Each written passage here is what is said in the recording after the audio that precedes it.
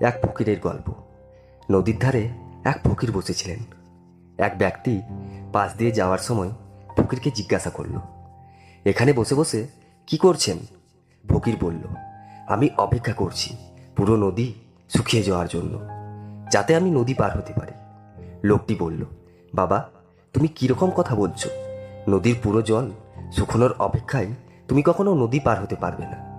তখন সেই ফকির বলল, আমি মানুষকে এটাই বোঝাতে চাই যে তোমরা যারা সবসময় বলতে থাকো জীবনের সব দায় দায়িত্ব পূর্ণ হলেই আমাদের খুশি হওয়া উচিত, মজা করা উচিত, ঘোরাঘুরি করা, সবার সাথে দেখা করা, সেবা করা উচিত, কিন্তু তারা ঠিক কথা বলে না।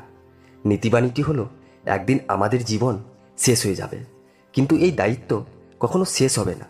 আমাদের জীবনের এই দায়িত্বগুলি আমাদেরকে জীবনের পথে চলার সাথে সাথে নিতে হবে এবং প্রতিটি কাজ করতে হবে যা আমাদের সুখ দেবে।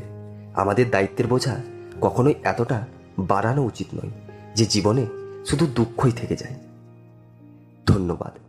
আমার এই ছোট্ট গল্পটি আপনাদের যদি ভালো লেগে থাকে তো একটা লাইক অবশ্যই দেবেন এবং বন্ধু ও প্রিয়জনদের শেয়ার করে চ্যানেলটি সাবস্ক্রাইব করে পাশে থাকবেন।